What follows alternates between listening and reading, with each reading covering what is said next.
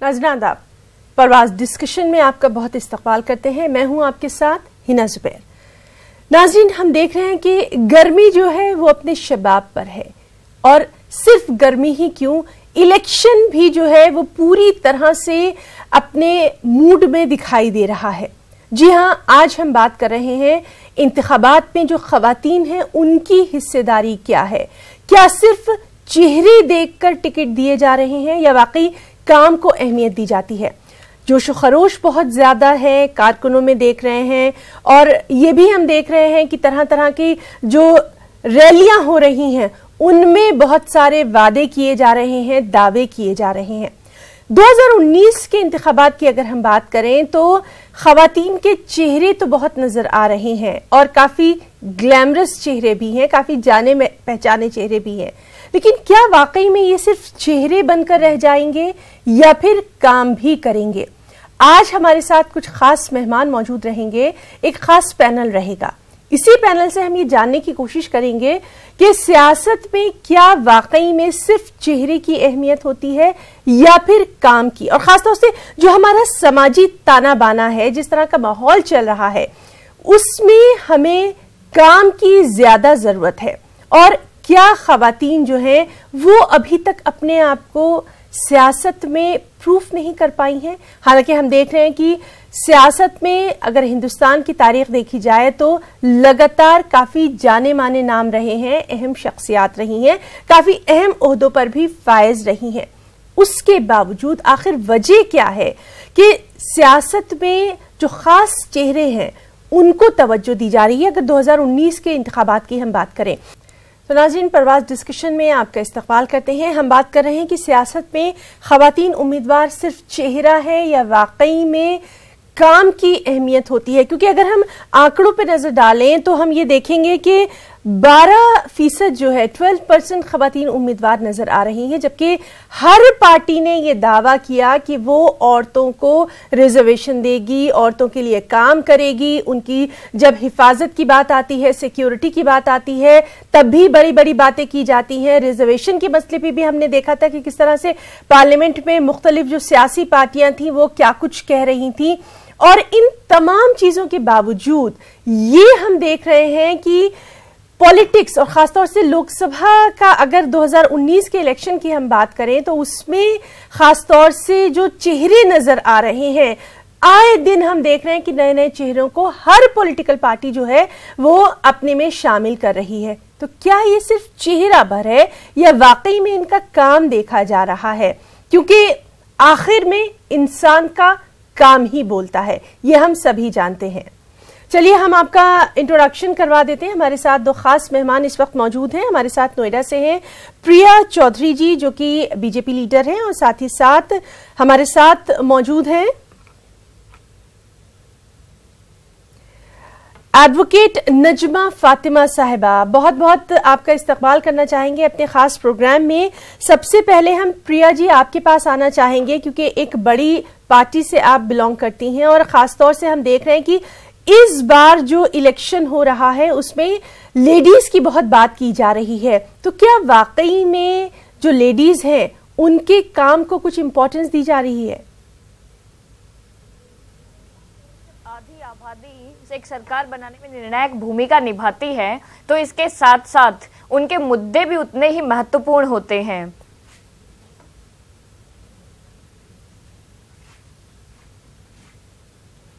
जी, हमारे साथ मुंबई से मौजूद हैं एडवोकेट नजमा फातिमा साहिबा, जनरल सेक्रेटरी हैं महाराष्ट्र कांग्रेस से। नजमा साहिबा, आपसे जानना चाहेंगे, लगातार हम देख रहे हैं कि हर सियासी पार्टी, किसी एक पार्टी का यहां हम नाम नहीं लेंगे, हर सियासी पार्टी जो है वो लेडीज के हितों की बात करती है, उनके लिए आगे आने की बात करती है, और लेडीज को अपना कैंडिडेट भी बनाया जा रहा है। तो क्या वाकई में सिर्फ चेहरा देखा जा रहा है या काम को भी अहमियत दी जा रही है?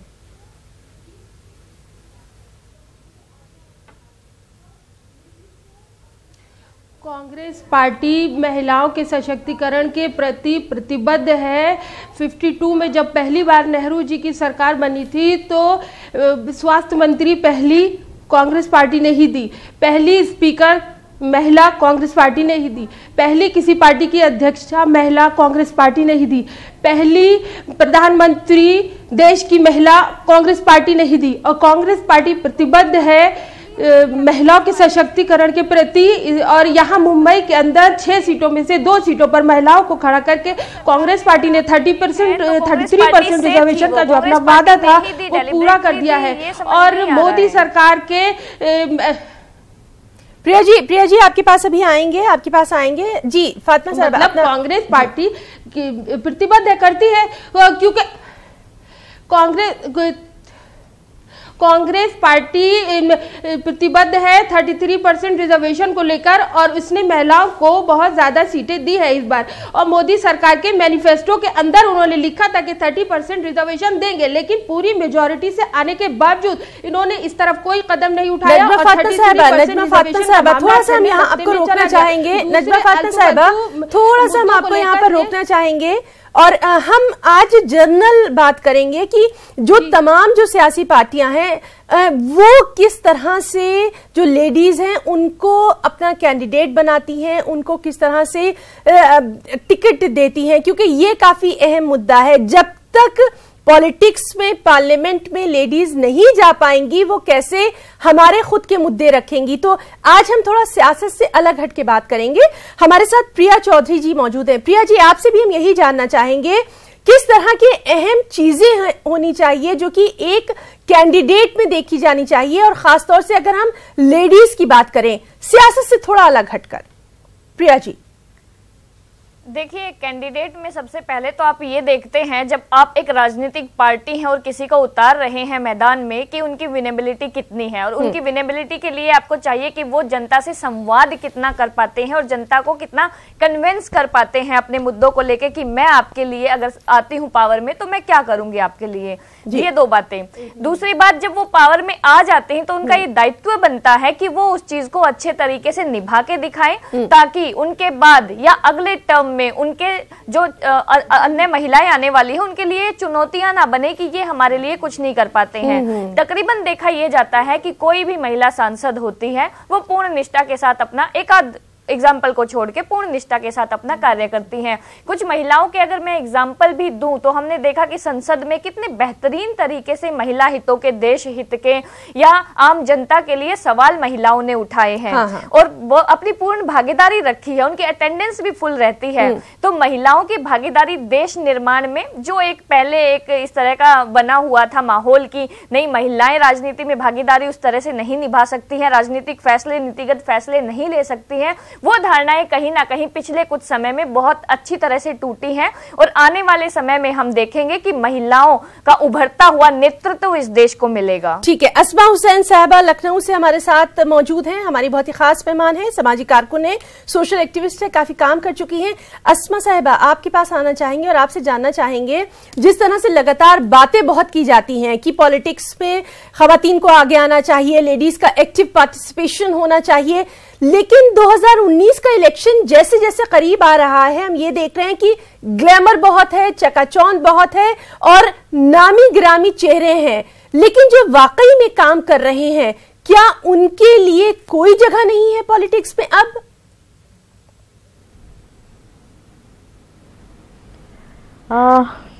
देखिए, जो ये सिनेरियो है वो इस वक्त ये है कि जैसा कि इन्हीं ने भी कहा कि विनेबिलिटी, कौन सा कैंडिडेट ऐसा है जो किसी भी पार्टी को जीत हासिल करा सकता है, और वो जो है पार्टी की प्रायोरिटी होती है। तो उस प्रायोरिटी में वो ये देखना नहीं चाहते हैं कि सिर्फ काम किसने किया है, लेकिन काम ही ज्यादातर आगे तक जाता है। और काम के साथ साथ कहीं ना कहीं भले ही वो किसी और फील्ड में काम किया हो, लेकिन अगर उस कैंडिडेट की लोकप्रियता है या उसको लोग चाहते हैं, उसको पहचानते हैं, तो शॉर्ट टाइम में आप उसको एक विनेबल कैंडिडेट बना सकते हैं।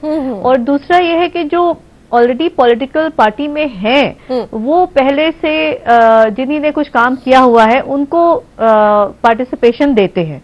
प्रॉब्लम ये है कि हम ऑलरेडी इतने पिछड़े हुए हैं। हमारा औरतों का पार्टिसिपेशन पॉलिटिकल पार्टीज में 11% के आसपास है, लोकसभा में भी और राज्यसभा में भी 11.8 और 11.4% का शेयर है।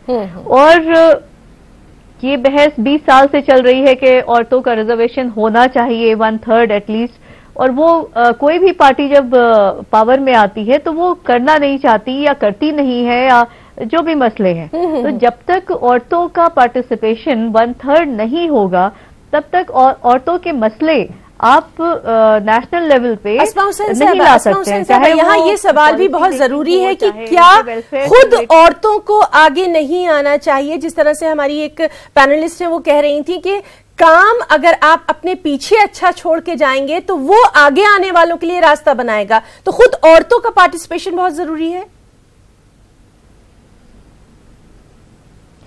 देखिए, औरतों का पार्टिसिपेशन जरूरी है। और अगर आप देखिए जो पंचायत के इलेक्शंस होते हैं उसमें रिजर्वेशन है 30%, मगर औरतें जो हैं वो 46% की सीट्स लिए हुए हैं। उसका मतलब यह है कि औरतों ने काम अच्छा किया है, इसलिए लोग उनको इलेक्ट करते हैं और लोग चाह रहे हैं कि वहां पे औरतें आए और उस जिम्मेदारी को निभाएं।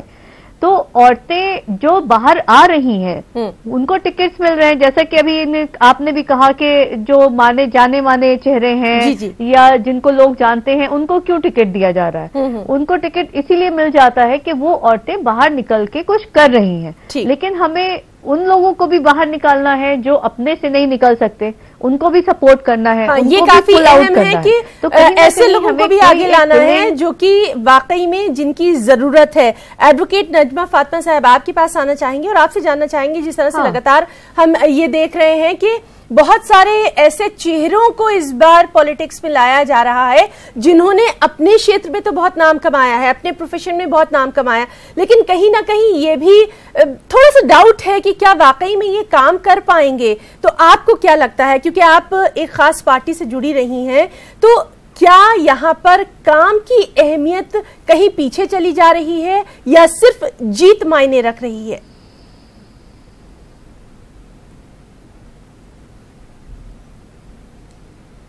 नहीं, काम की बहुत अहमियत है और कांग्रेस पार्टी जो अच्छा काम करती है महिलाएं उनको प्रोत्साहित करने के लिए प्रतिबद्ध है। कांग्रेस पार्टी ऐसा करती है, जो भी महिलाओं को टिकट दिया गया है वो अपने क्षेत्र में और दूसरी महिलाओं को मदद करने के क्षेत्र में काम करती आई है और एक सामाजिक विचारधारा से जुड़ी हुई है, इसलिए उनको टिकट दिया गया है।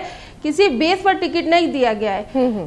जितने भी हमारे टिकट दिए हैं महिलाओं को, मुंबई के अंदर प्रियदत्त को दिया है, प्रियदत्त मैडम जी को दिया है, तो उसका मतलब ये है कि उनका आप काम देखिए सामाजिक स्तर पर कितना काम करता है। उनका एनजीओ महिलाओं के लिए, बच्चों के लिए, सशक्तिकरण के लिए और दूसरी हेल्प करने के लिए बहुत ज्यादा काम करता है। और हमारी जितनी भी महिलाओं को टिकट दिए गए हैं, आप उनके जी तो वो जो एक्ट्रेस रही है उसने भी अपने क्षेत्र में बहुत काम किया है। आप उसके बारे में जानने की कोशिश करिए, कैसे कैसे वो विचारधारा से जुड़ी रही है, सामाजिक विचारधारा से जुड़ी रही है। जी प्रिया जी, आपके पास आना चाहेंगे। एरिया ऑफ इन्फ्लुएंस जो है ये एक वर्ड है, मतलब कि अगर वो कहीं काम कर रही हैं, चाहे वो आईपीएस ऑफिसर हो, आईएएस हो या किसी भी बड़े ओहदे पर हो, और उसके बाद जब वो पॉलिटिक्स में आना चाहती हैं, तो क्या ये काफी अहम माना जाता है क्योंकि वो चीजों को समझती हैं, इसीलिए हर पार्टी को उन्हें टिकट देना चाहिए? देखिए, हर पार्टी को टिकट देना चाहिए, ऐसे आप किसी को भी जबरदस्ती जाके टिकट नहीं दे सकते हैं जबकि उनका खुद का सेल्फ इंटरेस्ट उस चीज में नहीं है, वो सेवा भाव अगर उनमें नहीं है। और जिन जिन में ये सेवा भाव है, जैसा कि अभी एक पैनलिस्ट ने ये कहा भी कि जब आपको ये मौका मिलता है तो आप आते हैं सामने, जिन महिलाओं को मौका मिल रहा है उन महिलाओं को भी मिलना चाहिए जिन्हें मौका नहीं मिलता, लेकिन वो उनके अंदर वो क्षमता है कि वो कुछ कर गुजरे। तो जैसा कि आपने इस बहस का शुरू में ही ये विषय बता दिया कि राजनीतिक छीटाकशी इसमें नहीं करनी है और ये बताया सिर्फ वुमेन पार्टिसिपेशन के ऊपर बात होनी है, तो मैं कहना चाहूंगी जैसे कि पंचायत स्तर पे 50% का रिजर्वेशन, अराउंड 50% का रिजर्वेशन हम देख रहे हैं, तो ये एक अच्छी सकारात्मक पहल है कि पंचायत स्तर पे जहां पे ग्रामीण परिवेश की महिलाएं रहती हैं, तकरीबन ये माना जाता है कि उन्हें समझ नहीं है, अनपढ़ होती हैं, उन्हें नहीं पता कि राजनीति क्या होती है, कैसे काम किया जाता है। वहां पर अगर इतना बड़ा रिप्रेजेंटेशन निकल कर आ रहा है तो आने वाले समय में मैं समझती हूँ कि संसद तक भी महिलाएं अपनी आवाज बुलंद करेंगी। आज आप देखिए कि किसी भी क्षेत्र में महिलाएं किसी की दबिश में नहीं रहती हैं, उन्हें मौके का इंतजार नहीं होता है, वो मौका अब लेना जानती हैं अपनी क्षमता के अनुसार। तो पॉलिटिक्स में भी हम ऐसी ही चीजें देख रही हैं। और जैसा कि शुरुआत में ये भी कहा गया कि जब तक आप एक अच्छे एग्जाम्पल को सेट करके नहीं निकलते हैं तब तक आप आने वालों के लिए भी रास्ते नहीं खोल पाते हैं। क्या वाकई में आप देख रही हैं कि जो इस बार 2019 का जो इलेक्शन का चेहरा है उसमें तमाम हमें काफी ऐसी खवातीन, ऐसी लेडीज नजर आ रही हैं जिनसे हम उम्मीद कर सकते हैं कि वो काम करेंगी?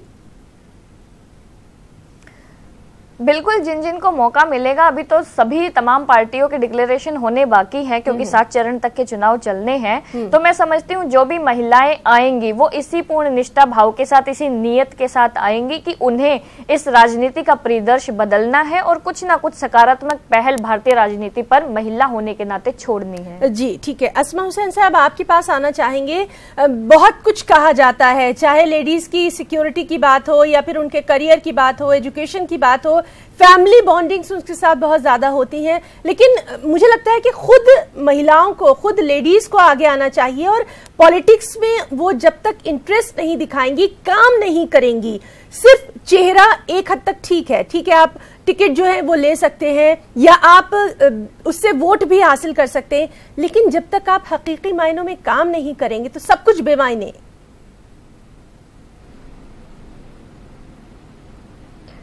देखिए, कुछ भी कहना बहुत आसान है और ये बिल्कुल सही बात है कि औरतों को आगे आना चाहिए और काम करना चाहिए और पॉलिटिकल पार्टिसिपेशन करना चाहिए।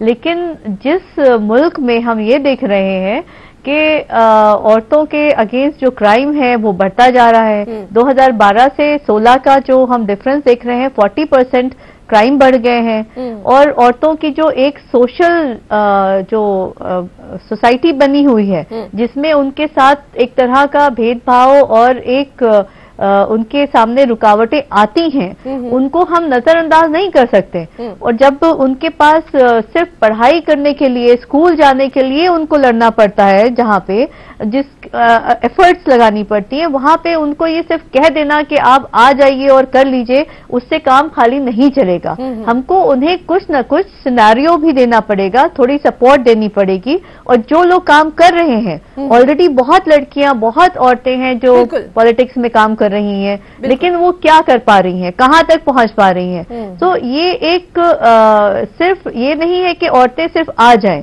औरतें आएंगी और अपने आप तो आएंगी ही, जो अपने आप लड़के आ जाएंगी वो ऊपर भी पहुंच जाएंगी। जैसे एक एक महिला जो है वो कहीं ना कहीं बहुत ऊपर दिखाई देती है, आज भी हमारे फॉरेन अफेयर मिनिस्ट्री में बैठी हैं, लेकिन वो बहुत कम है। अगर हम 100 में से 11 औरतों को सामने ला पाए हैं तो वो जो 40% है उसका क्या होगा? उसके लिए हमें कुछ न कुछ करना पड़ेगा, हमें उनको सपोर्ट देनी पड़ेगी। और वो सिर्फ पॉलिटिकल ही सिनेरियो में नहीं, सारे उनके जो मसले हैं हर जगह पे देनी पड़ेगी, तभी वो एक ओवरऑल पर्सनालिटी की तरह पढ़ लिख के और अपने कामों में आगे आ पाएंगी। जहां तक पंचायत राज है कि हम कम से कम यहाँ बैठकर ये तो हम बात कर सकें कि जो पॉलिटिक्स है उसमें जो विमेन कैंडिडेट हैं, क्या वो सिर्फ चेहरा भर है या फिर वाकई में उनके काम की अहमियत भी है, क्योंकि हम सब कहीं ना कहीं जुड़े रहे हैं, बहुत सारी चीजों को देख रहे हैं। हम आएंगे एडवोकेट नजमा फातिमा साहब, आपके पास आना चाहेंगे और आपसे जानना चाहेंगे कि जिस तरह से लेडीज काम कर रही हैं, उनके इतने सारे मसले हैं, पार्लियामेंट में अब वाकई में जरूरत है कि ज्यादा से ज्यादा तादाद में लेडीज आगे आएं, लेकिन ऐसी लेडीज जो कि कुछ ना कुछ प्रूफ कर सकें कि हाँ उन्होंने वाकई में कुछ काम किया है।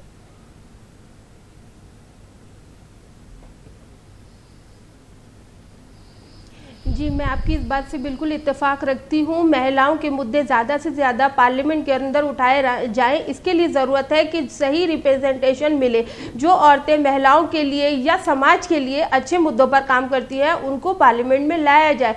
और क्योंकि ये नहीं है कि महिलाएं पुरुषों से कुछ कम है, लेकिन कुछ सपोर्ट ज़रूर चाहिए, क्योंकि महिलाओं के ऊपर जिम्मेदारी ज़्यादा होती है, फैमिली की जिम्मेदारी और तरक्की को थोड़ा सा सपोर्ट चाहिए। लीडरशिप डेवलप करने की ज़रूरत है उनके अंदर, उन्हें थोड़ा सा सपोर्ट देके ये भरोसा दिलाने की जरूरत है कि हम आपके साथ हैं। रिजर्वेशन मिलने से वही फायदा होगा कि महिलाओं की ये सीट होगी कि उनको मिलेगी। क्यों इस तरह से उनको सीटें नहीं मिल पाती हैं और वो सही रिप्रेजेंटेशन नहीं दे पाती हैं। अभी जो हमारी अच्छी महिलाएं हैं किसी भी पार्टी की, वो महिलाओं के अच्छे मुद्दे उठाती रहती है पार्लियामेंट में। तो हमारे जो भी पार्टीज हैं सबको चाहिए कि महिलाओं को सपोर्ट करें, उनके अंदर लीडरशिप डेवलप करें और जो अच्छे अपने अपने क्षेत्र में किसी भी क्षेत्र में काम करती है उनको आगे लाए।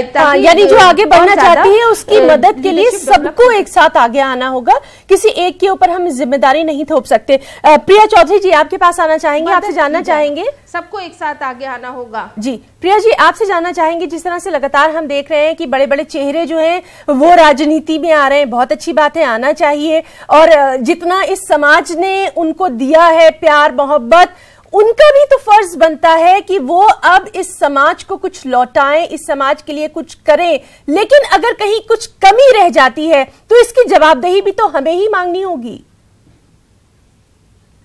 बिल्कुल, इसके लिए जनता का सतर्क रहना बहुत आवश्यक है। और जहां तक अगर मैं अपनी पार्टी के विषय में आपसे बात करूं तो मैं कुछ नाम लेना चाहूंगी और अपनी पार्टी से इतर भी कुछ नाम लेना चाहूंगी, जैसे कि किरण खेर का अगर मैं नाम लूं। उसके अलावा अगर आप राजनीतिक चेहरे के तौर पे जया बच्चन जी को देखें तो उन्होंने भी पार्लियामेंट में अपनी सक्रिय और बड़ी महत्वपूर्ण भूमिका निभाई है। तो इस तरह का रिप्रेजेंटेशन जब हमें मिलता है तो जो ये कहा जाता है कि जिन महिलाओं के लिए रास्ते बंद हैं, जिन्हें नहीं दिखाई देते हैं, उनके भी रास्ते कहीं ना कहीं आसान होते हैं। तो ये जो चेहरा बनाने वाली बात है, इसका जवाब मैं शुरू में दे चुकी हूं कि जब भी आपका मन करे कि अब आपको राजनीतिक क्षेत्र में आना है तो जिसका मन जहां पर करता है वो उस पार्टी के साथ जुड़ जाता है। लेकिन जवाबदेही तय होती है जब आपका कार्यकाल पूरा हो जाता है। बिल्कुल जी, हमारे साथ अस्मा हुसैन साहबा मौजूद हैं। अस्मा साहबा, आखिर में आपसे यही जानना चाहेंगे कि जिस तरह से लगातार हम देख भी नहीं रहा जनता जी जी जी नजमा साहबा अपनी बात रखिए।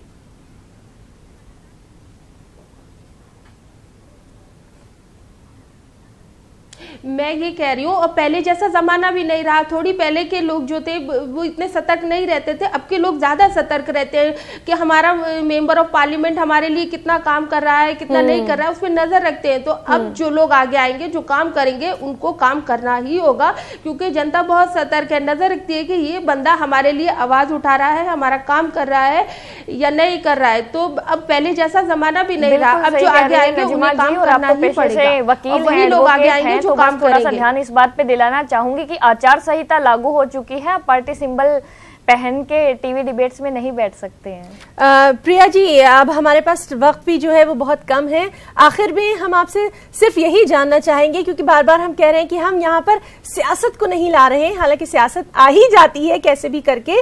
सिर्फ ये जानना चाहेंगे कि पॉलिटिक्स में जो लेडीज आना चाहती हैं उनके लिए क्या कुछ मैसेज, ये मैं आप तीनों से पूछूंगी। प्रिया जी, शुरुआत आपसे। देखिए, पॉलिटिक्स में जो महिलाएं आना चाहती हैं तो तकरीबन उन्हें जो सबसे पहले फेस करना पड़ता है, जो सुना है मैंने अभी तक, कि कैरेक्टराइजेशन हो जाता है। सबसे पहले कैरेक्टर असैसिनेशन हो जाता है। तो लंबा इंतजार किया जा सकता है, अपनी मेहनत पे, अपनी काबिलियत पे विश्वास करके थोड़ा सा इंतजार लंबा हो जाएगा, लेकिन उन्हें लगे रहना चाहिए। मेरा मानना है, तो लगातार मेहनत करते रहना चाहिए। अच्छा काम महिलाएं कर सकती हैं, उतना अच्छा और साफ नीयत के साथ काम शायद हमारी बाकी आधी आबादी नहीं कर सकती। बिल्कुल ठीक है। अस्मा हुसैन साहबा, आपसे भी इसका जवाब चाहेंगे। खुद अपनी मौजूदगी को दर्ज करवाने के लिए सियासत में किस तरह से लेडीज क्या कुछ कर सकती हैं?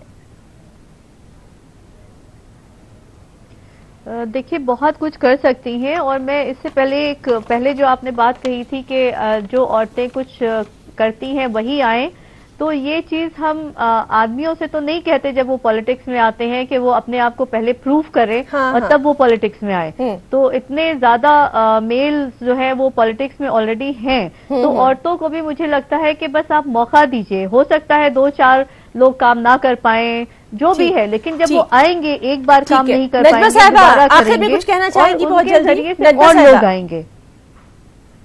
जी बिल्कुल, मैं ये कहना चाहूंगी कि पॉलिटिक्स में जो भी आना चाहता है या किसी भी काम में, जो भी उनको हार्ड वर्किंग, डिटर्मिन। तो अपने तीनों मेहमानों का हम यहाँ बहुत शुक्रिया अदा करना चाहेंगे कि वो आज आए और उन्होंने अपना कीमती वक्त दिया। हालांकि सियासत जो है वो लगातार चल रही है और क्यों ना हो, जमहूरियत का जश्न है, हम लेडीज को भी हक है इसमें शामिल होने का। आदाब।